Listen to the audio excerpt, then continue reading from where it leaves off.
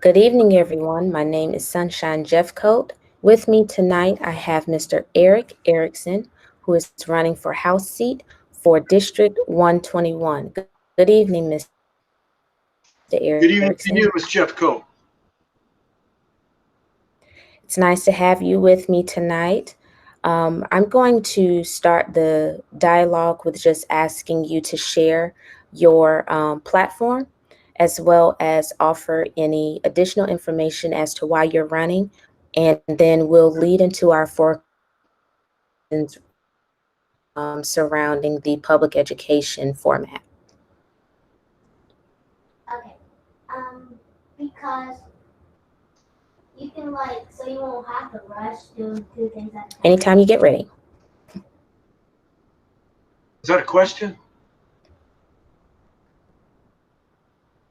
Yes, I'm opening up asking if to give you a moment to share your platform and why you're running. All right.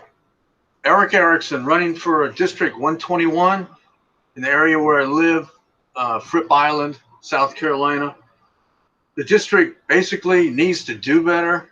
The incumbent on the Democratic Rivers, when I looked at his accomplishments this year, and I know it was shortened because of the COVID, I saw 4 bills that he tried to present, and all 4 bills failed, and all 4 bills had to do with fishing licenses. And although we all love fishing, we know there's more important things to accomplish for South Carolina and in our district. Particularly, I'm running because of the Black Lives Matter. I am a lawyer who actually does those cases. I go up against the police quite regularly, and I try to even the playing field. So I am in tune with what Black Lives Matter stands for, what it does, and what it needs to do in the future. A lot of that is based on federal guidelines, but I know the state drives a lot of policies with all the police departments. So a lot of those policies, such as no chokeholds and things like that, the no-knock type warrants, those can be downsized at the policy level and done at the state level with a lot of the state sheriff's departments. The third idea is domestic violence. When I worked for the Attorney General as a prosecutor, prosecuting those cases, I know firsthand, being in the trenches, what that's like. So I'm interested in lowering the risk for domestic violence. And when you do that, you lower the death rate related to domestic violence. So I've been in the trenches in domestic violence, been in the trenches with the Black Lives Matter movement. And then the last thing, school safety concerns. And of course, with COVID, everybody's upside down. And I've had the pleasure to talk to a 30-year educator who's a principal up in Charleston, who gave me lots of great guidelines, and I may share some of those with you later today. That's all for now. Awesome. Thank you for thank you. So let's get into the 4 questions. The first would be, what is your opinion of the state of public education in South Carolina today? Well, I think that's really a kind of a 2-part question because, pre-COVID, what was it? And what is it now during the COVID? Mm-hmm. Pre-COVID, we were towards the last of all the states as far as education. And that means that we had low funding, low test scores, low graduation. I think we're somewhere, we've climbed a few spots. Maybe we're 45. I've got to check the data on that again. But so pre-COVID, we weren't very well. And now COVID, we're even struggling further. And as the principal that I spoke to points out, that schools are much more than math, science, social studies. They're also our catch-alls for, any kind of child abuse, health, safety, making sure you get a breakfast every day. So they're important catch-alls in everybody's day, especially the younger children. Mm-hmm. All right, thank you. So, if elected, Mr. Erickson, what would be the first step you would take to improve public education? We've got to attract high quality teachers. They're definitely the first step when you walk in a classroom. Who is going to teach my child today? Um, we've done some movement on raising the salaries.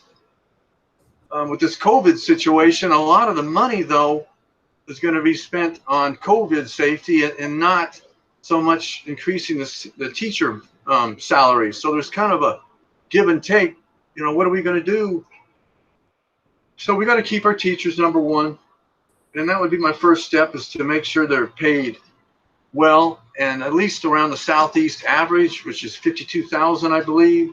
I like the bonuses. I like money for the supplies. We got to put them first. We're going to put our children first.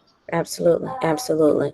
So that segues into the next question. If you are elected, what would you address the funding of public education? What would you do to address the funding of public education? I spoke with one of our current legislators, Sharon Erickson, who touched on that point. She's been in the legislature now for 13 years, and they've worked on that. It's kind of a rich county versus poor county, Mm-hmm. back and forth. So I would like to do something to speed that up. 13 years is a long time. You've been working on that financial equation for parity. Okay. All right. And in your opinion, what would a successful accountability system for education in South Carolina look like? Well, I think school districts in the state are accountable district by district. We have our own district superintendent, Rodriguez. So I think you got to be accountable to him first, and then he reports to the state. You've got to have a go-to person, and I think it's the district superintendent for each school district. Okay. Is there anything else you'd like to share on this evening? I'm watching the battle between science and what President Trump wants to do. I think if you got a point man, and I've been talking about that with the superintendents, we got Trump. So we've got to get Trump to listen to the science and not just jump back in school because of a certain date or because Labor Day happens, September 4th or 5th, whenever it is. Mm-hmm. We can't just indiscriminately pick a date and say we got to be there. We've got to watch the science. Absolutely. Shape the opportunity. Absolutely. Thank you so much for your time, Mr. Erickson. On behalf of SC for Ed, we do appreciate the time that you've taken to do this Q&A session with me on this evening. Hold for one moment.